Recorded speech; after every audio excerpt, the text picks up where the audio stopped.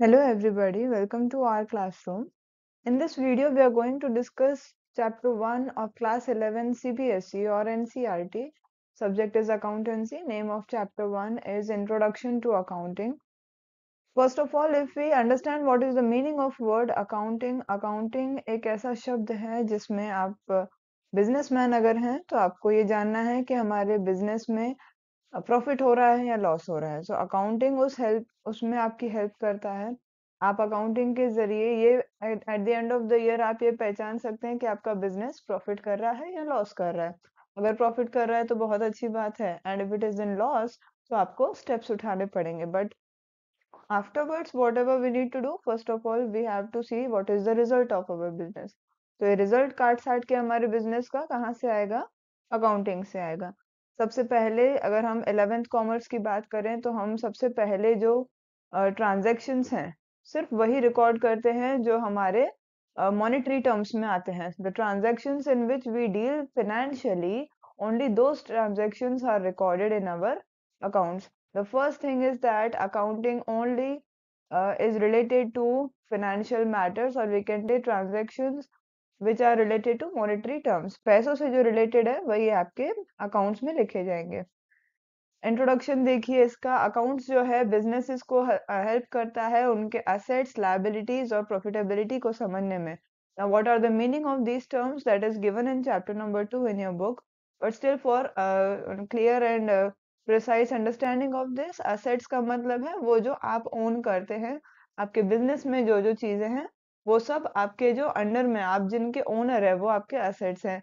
जो दूसरे ओन करते हैं बट स्टिल वो आपके बिजनेस में है, जो चीजें हैं जो आपके बिजनेस में हैं बट उनके ओनर कोई और है, तो वो आपकी लायबिलिटीज हैं। प्रॉफिटेबिलिटी का मतलब तो सिंपल है, आपका बिजनेस कितना काम कर रहा है अच्छे से। Whatever you are planning, is that planning working or not? If it is not working you need to change that planning, right? Steps in accounting देखिए। सबसे पहले आप आइडेंटिफाई करेंगे कौन कौन से ट्रांजेक्शन्स हैं। Again I am repeating, only those transactions which are having something related to monetary terms, that only transactions we are suppose to record. So सबसे पहले तो हमको आइडेंटिफाई करना है कि कौन से ट्रांजेक्शन्स हमारे अकाउंट्स में जाएंगे। मॉनेटरी वाले जाएंगे, नॉन मॉनेटरी वाले नहीं जाएंगे।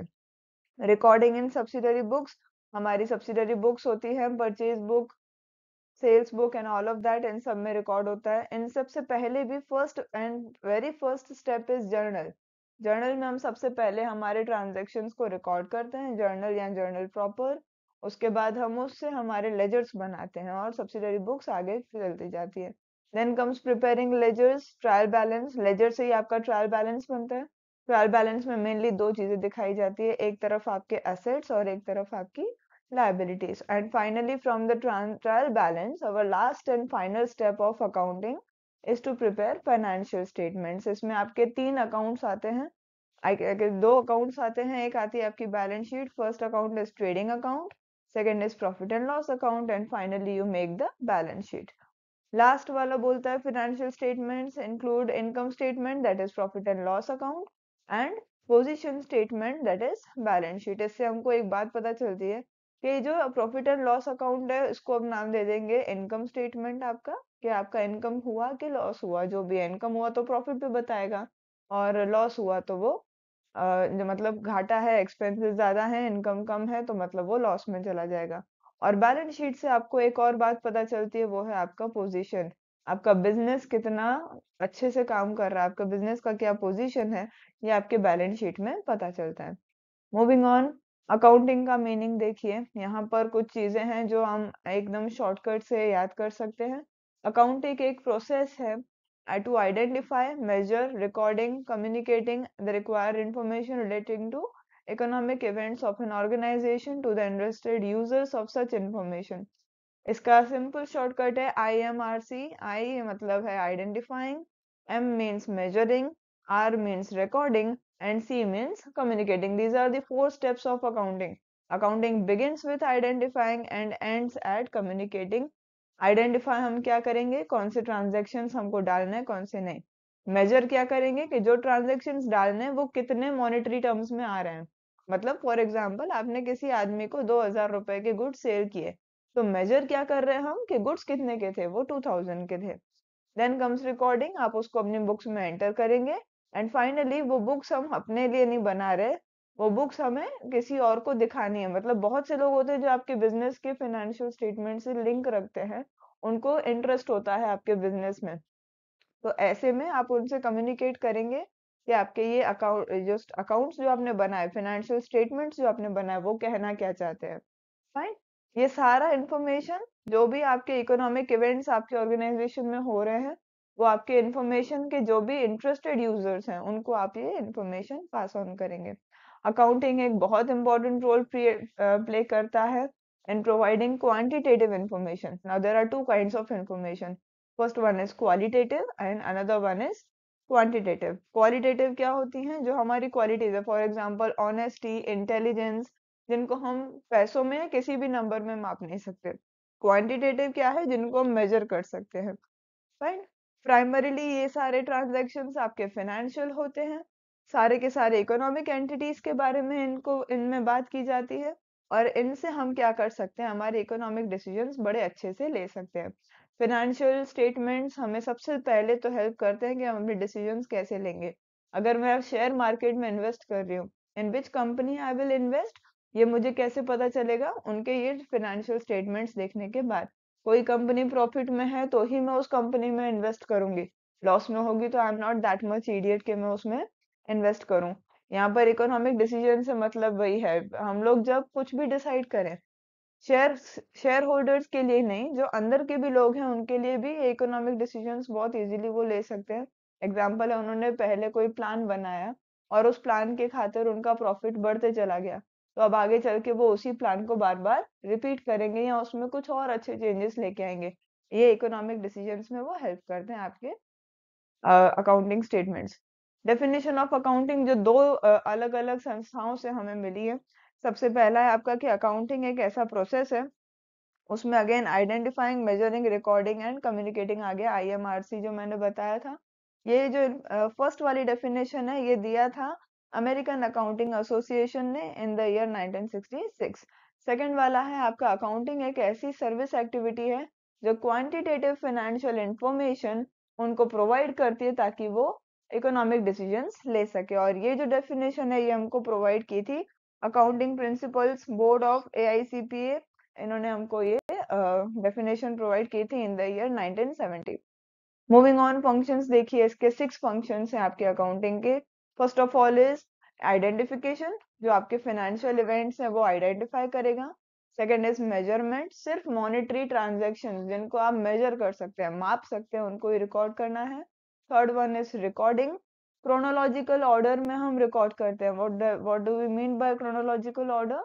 आपका जो जैसे हुआ, फॉर एग्जाम्पल आज का दिन स्टार्ट हुआ, सबसे पहले आपका एक परचेज हुआ, उसके बाद एक सेल हुआ, तो हम जर्नल प्रॉपर में सबसे पहले परचेज की एंट्री डालेंगे और उसके बाद सेल की एंट्री डालेंगे। जैसे जो इवेंट हुई है, in the same to same manner we record that in our book.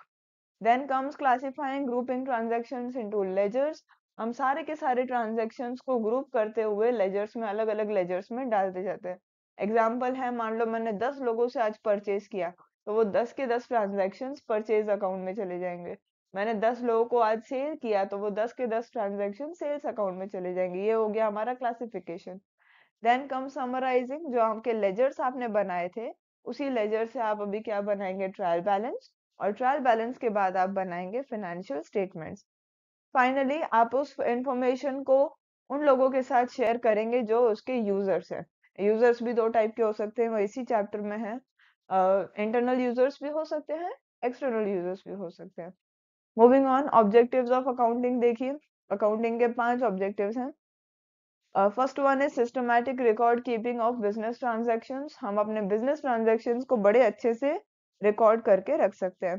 फिर आता है second one, detection and prevention of errors and frauds, आपके अकाउंट्स को बनाने के बाद बहुत कम ऐसे चांसेस रह जाते हैं कि आपके साथ आप कोई गलती कर बैठे या कोई इंसान आपके साथ फ्रॉड कर बैठे, बट स्टिल अगर ऐसा होता है तो उसको हम डिटेक्ट भी कर सकते हैं, यानी पहचान भी कर सकते हैं, और उसको प्रिवेंट भी कर सकते हैं, यानी उससे हम दूर भी भाग सकते हैं।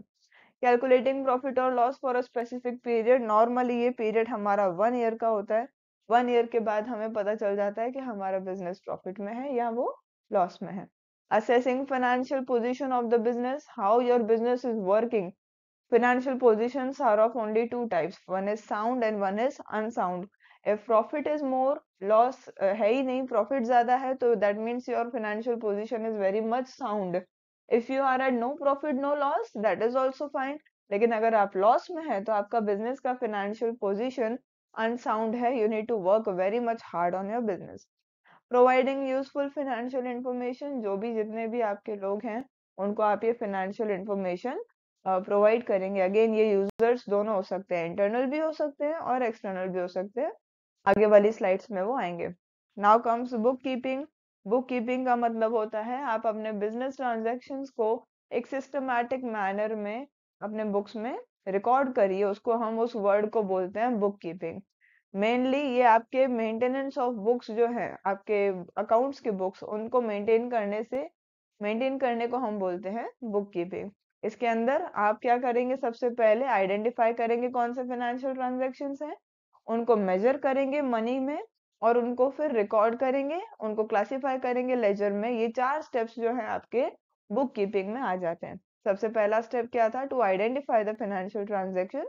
Second step is to measure them in the terms of money. Third step is recording these transactions and finally classifying them into the ledger. Record किस में करेंगे, सबसे पहले जर्नल प्रॉपर में, और we can say journal. Mister A J Favell हैं जिन्होंने इसकी एक और डेफिनेशन दी है, that is book keeping is the art of recording financial transaction of a business in a methodical manner so that the information on any point in relation to them may be quickly obtained. आपके फेवल साहब कह रहे हैं कि book keeping एक कला है। किसकी कला है, हमारे बिजनेस के जितने भी फाइनेंशियल ट्रांजैक्शंस हैं उनको एक सही मैनर में हम लोग रिकॉर्ड करें, ताकि कभी भी आपको जरूरत पड़े आप कोई भी इंफॉर्मेशन बड़ी आसानी से बड़ी जल्दी से निकाल सकते हैं। मूविंग ऑन, बुक कीपिंग और अकाउंटेंसी में क्या क्या डिफरेंस है, अकाउंटिंग एंड बुक कीपिंग में क्या डिफरेंसेस हैं। First one is book keeping में हम डेली ट्रांजैक्शंस रिकॉर्ड करते हैं, ये प्राइमरी स्टेज है और ये जूनियर स्टाफ मेंटेन करता है। On the other hand accounting जो है, इसके अंदर वी प्रिपेयर फाइनेंशियल स्टेटमेंट्स, उनको हम एनालाइज भी करते हैं। फाइनेंशियल स्टेटमेंट्स में क्या क्या था, दो ही थे आपका, एक है इनकम स्टेटमेंट जिससे हमें प्रॉफिट एंड लॉस पता चलता है, और दूसरा है आपका बैलेंस शीट जिससे हमें आपके बिजनेस का फाइनेंशियल पोजीशन पता चलता है। अच्छा, ये बुक कीपिंग प्राइमरी स्टेज था, तो आपका ये अकाउंटिंग सेकेंडरी स्टेज हो जाएगा। यहाँ पर इसको जूनियर स्टाफ मेंटेन कर रहा था, तो अकाउंटिंग कौन मैनेज करेगा, आपका senior staff. Very easily 3 points we can write in the difference.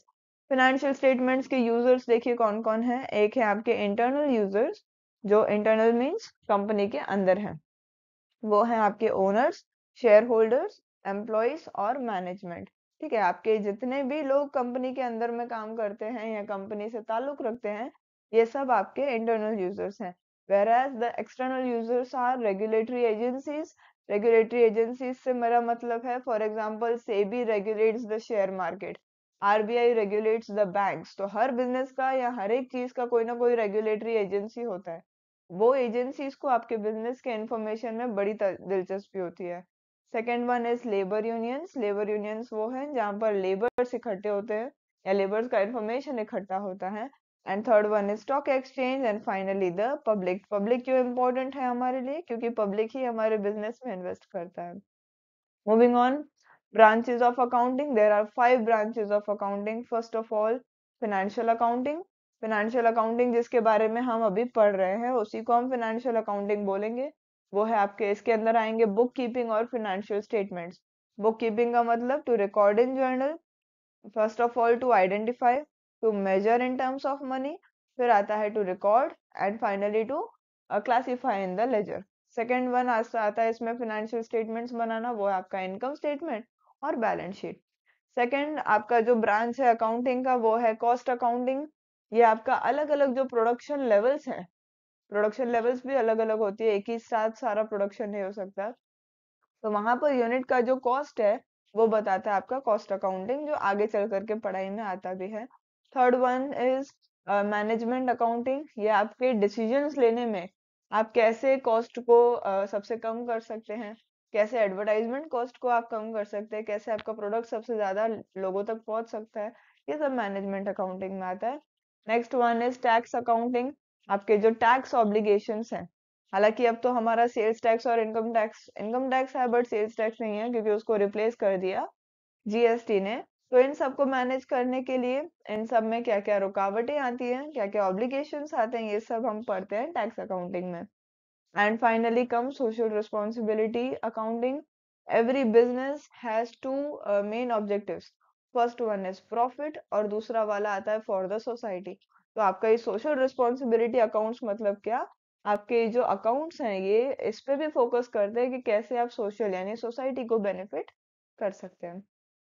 Finally, qualitative characteristics of accounting. Accounting में 4 क्वालिटेटिव कैरेक्टरिस्टिक्स हैं। सबसे पहला है reliability based on verifiable facts.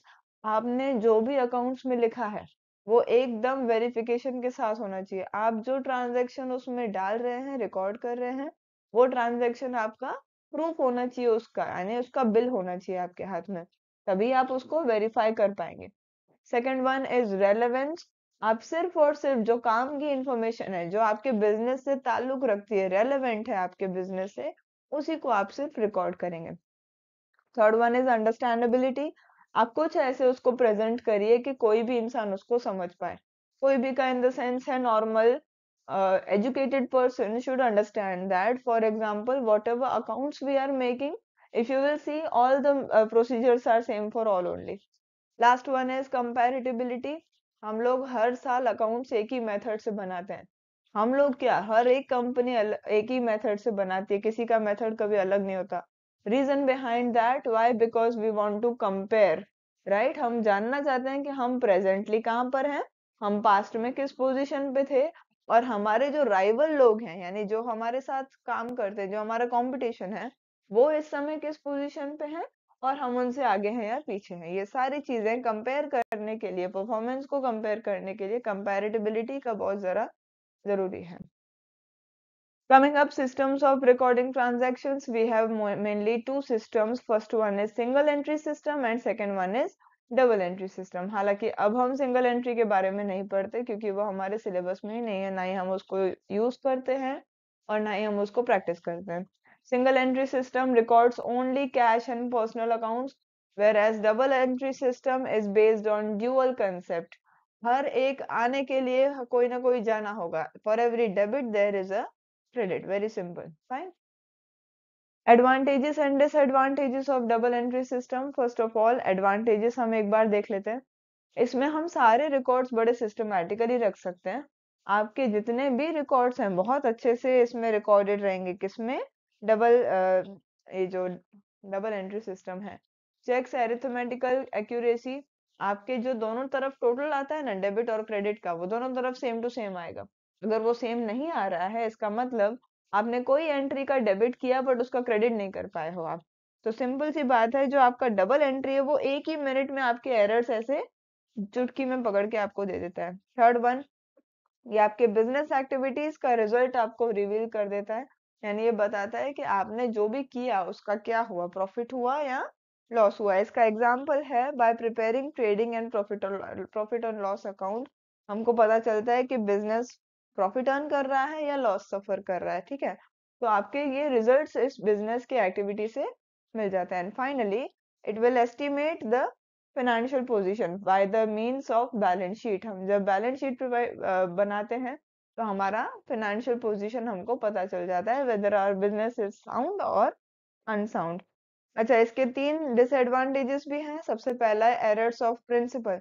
अच्छा, इस एरर्स भी कई सारी टाइप्स के होते हैं जो हम आगे पढ़ेंगे, बट फिलहाल एरर्स ऑफ प्रिंसिपल का मीनिंग क्या हुआ? सपोज मैंने मोहन को कुछ गुड्स सेल किए और सोहन से कुछ गुड्स खरीदे, और वो दोनों का अमाउंट 2000 ही है। मैंने मोहन की जगह सोहन का नाम लिख दिया और सोहन की जगह मोहन का नाम लिख दिया। ऐसे देखने जाएं तो कोई एरर नहीं है, बट फिर भी उनके अकाउंट्स में गलत ट्रांजैक्शन चला जाएगा। इसको हम बोलेंगे errors of principle. Comes next is journalising mistake. अगर आप जर्नल में ही कोई ट्रांजैक्शन डालना भूल गए, ओमिट कर दिया आपने कोई ट्रांजैक्शन, या तो फिर ऐसा हो सकता है कि आपने कोई ट्रांजैक्शंस ऐसे हैं जो आपने डबल टाइम लिख दिए हैं। फर्स्ट ऑफ ऑल पहला केस हो सकता है कि आपने लिखा ही नहीं, दूसरा केस हो सकता है कि आपने 2 बार लिख दिया। तो ऐसे में हम उनको पकड़ नहीं सकते क्योंकि टोटल तो टैली कर जाएगा, डेबिट का भी सेम आएगा, क्रेडिट का भी सेम आएगा। और लास्ट वाला है, इस सिस्टम में फ्रॉड या मिस अप्रोप्रिएशन की बड़ी संभावना है। What do we mean by misappropriation? आपने कई बार गलती आपसे हो सकती है, आप ये भी कर सकते हैं कि आप जानबूझ के उसको गलत करें। That is potential fraud. Fine. Moving ahead, accounting cycle will start with recording financial transaction and it will end with communication of financial information to the users। जो हमने सबसे पहले पढ़ा था, अकाउंटिंग साइकिल आपकी शुरू होगी रिकॉर्डिंग से और खत्म हो जाएगी कम्युनिकेशन पे। अकाउंटिंग है क्या? इज इट अ साइंस और an art? Very simply, accounting is both of them. How is it an art? First of all, it can record, classify, summarise financial transactions. ये कला सबको नहीं आती। जो लोग पढ़े लिखे होते हैं, जो कॉमर्स को पढ़ना जानते हैं, जिन्होंने कॉमर्स पढ़ा है, वही अकाउंटिंग को कर पाएंगे। For them it is an art. But accounting is a science also because it will follow certain principles, concepts and standards. आप लोगों ने ये सुना होगा कि एएस यानी कि अकाउंटिंग स्टैंडर्ड्स बहुत सारे हैं, जो हमारी बुक में हैं भी, जिनको हम पढ़ेंगे भी। तो ये अकाउंटिंग स्टैंडर्ड्स हम ही नहीं फॉलो करते हैं, पूरी संसार इसको फॉलो करता है।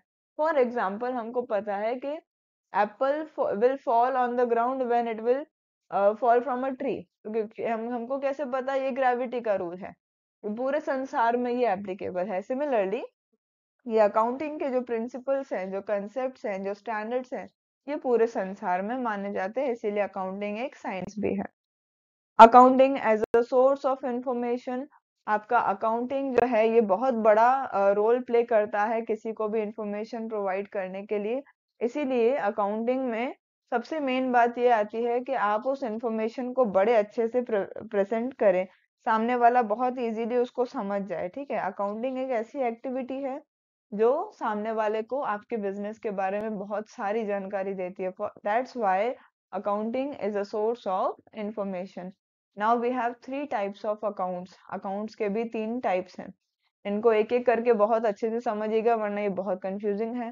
First of all we come personal account. Personal account वो अकाउंट्स होते हैं जिनमें पर्सन आते हैं या इंस्टीट्यूशंस आते हैं। वो इंस्टीट्यूशन भले इनकॉर्पोरेट हुई हो, यानी शुरू हुई हो कि नहीं हुई हो, जिस भी अकाउंट में किसी इंसान का नाम आएगा या किसी इंस्टीट्यूशन का नाम आएगा, उस अकाउंट को हम बोलेंगे पर्सनल अकाउंट। पर्सन का मतलब है natural person, for example Mohan और सोहन। इंस्टीट्यूशन का मतलब है आर्टिफिशियल पर्सन। ये आपने पढ़ा होगा शायद कि कंपनी कुछ और नहीं, एक आर्टिफिशियल पर्सन है जिसको एक ग्रुप ऑफ पर्सन ने बनाया। तो artificial person, for example HMT है, एसबीआई है, ये सारे इंस्टीट्यूशंस भी आपके पर्सनल अकाउंट्स में आ जाते हैं। Then comes real accounts. ऐसे अकाउंट्स जो असेट और लायबिलिटी से आपका ताल्लुक रखते हैं, आपकी प्रॉपर्टीज से आपका ताल्लुक रखते हैं, उन अकाउंट्स को हम बोलेंगे रियल अकाउंट्स। एग्जाम्पल है, ये सारे टेंजिबल गुड्स हैं। These goods can be seen, they can be touched, they can be transferred. ऐसे गुड्स को हम बोलते हैं टेंजिबल गुड्स। तो ये रियल अकाउंट्स हैं। एग्जाम्पल है cash, goods, bills receivable, bills payable etcetera. ये सारे के सारे आपके रियल अकाउंट्स में आते हैं। इसके 4 एक्सेप्शंस भी हैं, मतलब कुछ ऐसी चीजें हैं जो इसमें नहीं आएंगी। एग्जाम्पल है गुडविल, कॉपीराइट, पेटेंट्स, ट्रेडमार्क्स। ये सब आपके इनटेंजिबल होते हैं और इसके बावजूद ये रियल अकाउंट्स में आते हैं। क्यों? क्योंकि ये आपके आप इनको ओन करते हैं, दे आर ट्रांसफरेबल। आपका गुडविल आप किसी को सेल कर सकते हो, कॉपीराइट सेल कर सकते हो, पेटेंट सेल कर सकते हो, ट्रेडमार्क भी सेल कर सकते हो। तो क्योंकि भले ये इनटेंजिबल हैं, फिर भी ये आपके रियल अकाउंट्स में आते हैं। ये अपने को याद रखना है। Last comes nominal accounts. Nominal accounts में ये वो अकाउंट्स हैं जो अलग अलग एक्सपेंसेस, लॉसेस, इनकम्स और गेन से ताल्लुक रखते हैं। ये आपके नॉमिनल अकाउंट्स हैं। एग्जाम्पल है salary, commission, rent, wages, bad debts etcetera. तो अगर हम समराइज करें इस पूरे को, कहीं पर भी अगर किसी का भी नाम आता है, किसी इंसान का आए, किसी कंपनी का आए, किसी का भी नाम आए, वो आपका पर्सनल अकाउंट कहलाएगा। रियल अकाउंट क्या है? जो आपके असेट्स एंड लायबिलिटीज से ताल्लुक रखता है। Those should be tangible. इसके कुछ एक्सेप्शंस भी हैं। those things who are intangible, though they are linked in real accounts. Why? Because they are transferable. Fine. And last one is nominal accounts. Your incomes and expenses will come into this particular category, that is nominal accounts. Moving on, we have rules for recording the transactions. For personal accounts, we have debit the receiver and credit the giver. For real accounts, we have debit what comes in, credit was what goes out. And lastly, for nominal accounts, we have debit all expenses or losses and credit all incomes and gains. Very simply, we can, अगर आपको ये learn नहीं भी करना, not a problem. When you will practice a lot now, we have so many sums in our textbook. You will, all of them will learn very easily. Fine. So this was it. Our session will end over here. I hope you have enjoyed. I hope you have learned this chapter. Whatever your doubts are, we are very much ready to solve them. You can comment them below. And thank you so much for your patient hearing. Thanks for watching.